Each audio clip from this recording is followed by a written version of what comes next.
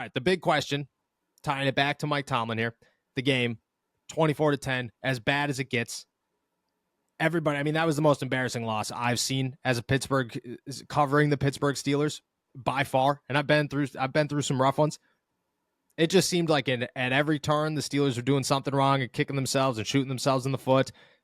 The Cardinals, after the game, were bumping, take over your trap in the locker room and yelling like, hey, where's Canada now? And saying these guys still stink.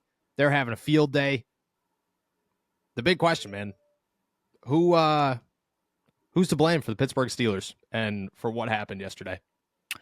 Well, when you get beat so comprehensively, to that extent by a 2-10 team, like it's hard to put it on just one person, but to me, it keeps coming back right to the top, not just because of how they lost, of the margin in which they lost, the fact that they lost, who they lost to, but the way that they did it too was just, it felt like they couldn't get out of their own way. Like I don't know if the Cardinals definitely outplayed them, but it was weird. I mean, I felt like Pittsburgh's own mistakes, held them back even more than the other team did. The penalties, and just Mike Tomlin used the term JV football, and I think that's a pretty perfect way to describe it. Just things that operational things that I feel like just should not happen at this level of football. Yep. And it's not even, I don't think you can even chalk it up to like, oh, they had some different guys in there and, that messed up communication. Like, even when they were healthy, like they were sending 10, 12 guys on the field. They were going through illegal procedure penalties. They had to call a timeout to stop from to get like the proper formation out on the field, and that was after the extended halftime. Like it was it was the organizational stuff, the operational stuff being so messed up and not fluid at all that I think takes me back to Mike Tomlin and just say that they just did not look ready from the jump. They didn't look like well, honestly, actually, their first drive was pretty good. They started off fine.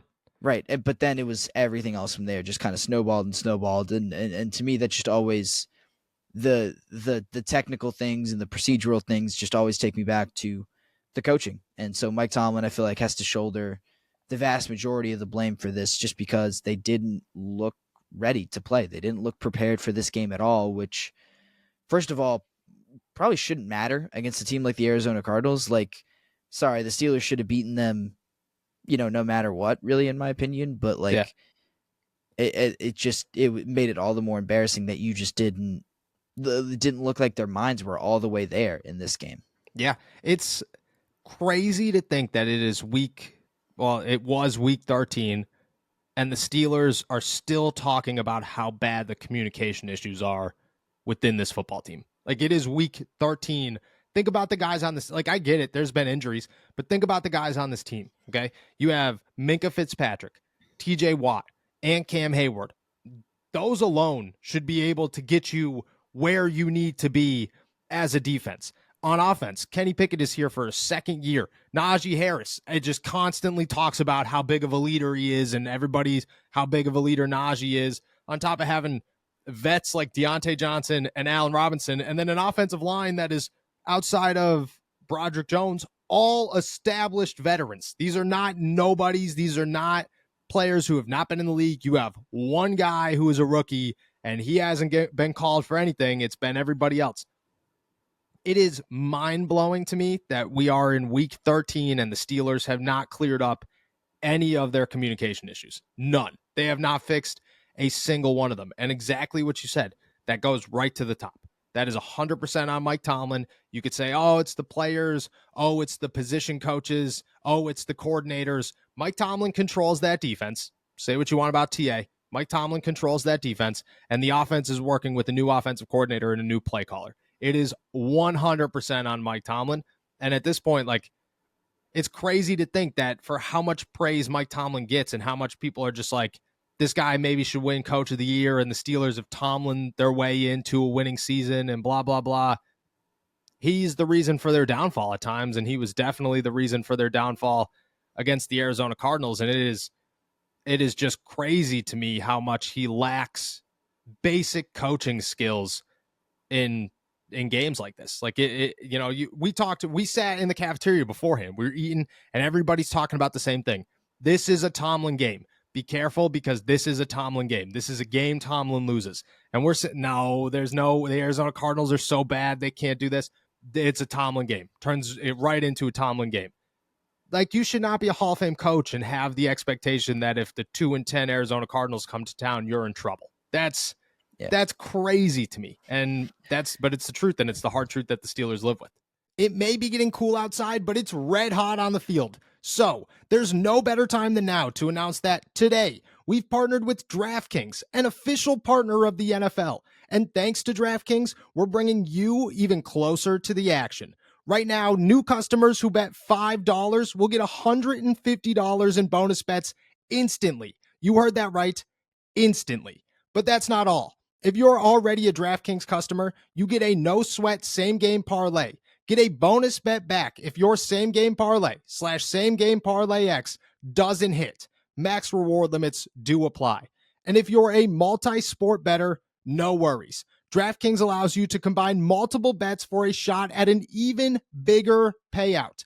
Download the DraftKings Sportsbook app now.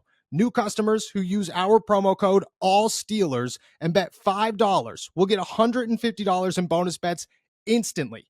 That's promo code ALLSteelers, only at DraftKings Sportsbook.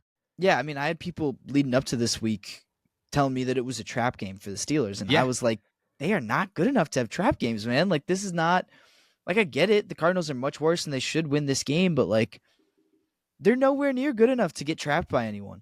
Like, that shouldn't happen, Like, and I get it, bunch of different guys, like, rotating in at times, but, like, these are professional football players. Like, they should be able to get themselves lined up. They should be able to know, like, when they're on certain teams, what formations they're supposed to be a part of or not. Like, this stuff just shouldn't happen, Like, not this late in the season. No, and not after a 45-minute rain delay at halftime, which added extra time, and a timeout. Right. These are the two most crucial moments of the second half came when you had the most time to prepare yourself. And I don't know what they were doing. And, like, the craziest part is that, like, take this into consideration. The Steelers were doing whatever they were doing. Who knows? Who cares?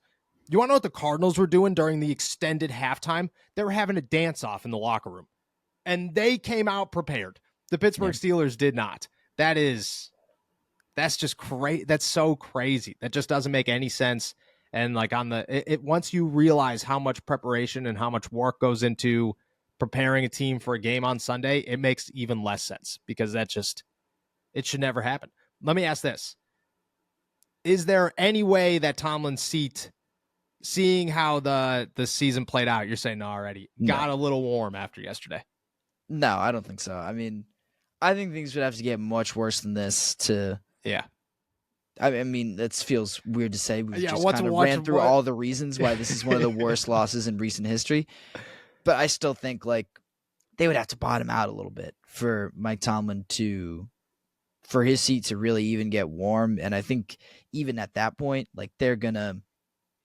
When Mike Tomlin eventually leaves the Steelers, it is going to be... The public story is going to be it's of his own volition. That he resigned the position, he retired, he whatever. I don't think the Steelers are ever going to really force him out, and they are hoping that it doesn't get to the point where they have to or they feel the need. So I think his seat is still pretty cool. I feel like it's not really in danger, at least not yet. And I think we're still kind of a long way from that, quite honestly.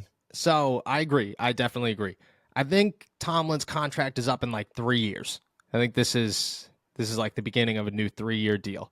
The way I look at it is, for the first time ever, really ever, the Pittsburgh Steelers stepped in, fired an offensive coordinator. And you could say whatever you want. You could not believe the reports that it was Art Rooney. You could say whatever it was Art Rooney. We all know it was Art Rooney. Like, there's no way. Like, Jerry Dulac isn't always. It always takes him a little bit. Maybe he's not always 100% accurate. This one, as soon as he said it, I said, Jerry knows. Jerry knows this. And I know for a fact Jerry knows this. And I've heard it from so many other people since then that it was Rooney's call to make this move. Rooney is fed up with losing and being mediocre and having a terrible reputation surrounding his team. And I'm not trying to like turn this into he's going to fire Tomlin. That's not where this is going. But Tomlin has 3 years left on his deal. The way I look at it is this season, last season doesn't count. This season is the first time that I believe that Rooney will put it in his head that the Steelers have 3 more years to be better than a 9 and whatever football team. That the Steelers have to be a contender for the Super Bowl in the next 3 years. And if they are not a contender for the Super Bowl in the next 3 years, I think he will look at it and say, maybe it's time to go a different direction, because he wants to win a Super Bowl and he doesn't know if this regime can win a Super Bowl. And I think Tomlin could win a Super Bowl. Like, I think Tomlin's a Super Bowl winning coach when he's at his best. But I think that this season, and especially this game, could start to, I don't want to say heat up the seat, but just put the thought in the head that, okay, look, we're going backwards and things are not good, because this isn't a team. Like, if it was a team that should stink, I totally get that. But even with Kenny Pickett's struggles and Matt Canada being the worst offensive coordinator in NFL history, this team is built to win, and they just don't seem like, even when they do win, it's like, nah, that was good, but yeah, it never really seems like they're playing up to their talent level. Yes. And I think when you underperform relative to how talented you are, that comes back to coaching. Like, so I think it's reasonable to think about. I don't think it's going to happen anytime soon. No. And I don't think it happens. Like, if I had to put money on it and somebody was like, hey, you think it would happen in 3 years? My answer would be no. But I think that if you're asking, because there's going to be people that ask, and there's going to be people that spark that conversation and are like, oh, it's got to be high. It's got to start heating up. You want a realistic situation on how this could go down. You're going to have to wait 3 years after this season. So it's going to be a minute before you could say, oh, Tomlin should be gone or blah, blah, blah. And that's just because at that point it could be like, look, at Tomlin decided we've mutually agreed that we're not going to re-sign a contract and we're going to go separate ways. And then Tomlin will go somewhere like Kansas City or something and replace Andy Reid and go win a Super Bowl immediately. And things will get real rough because we all know that'll happen. Tomlin will have a job within like an hour and a half, and it'll be, and it's like Belichick. Like, after the season, Belichick will have a job, and it won't be with like the Carolina Panthers. It'll be with somebody ridiculous that you're like, did you really just give him that roster? And Tomlin will be the same way, because that's where they stand.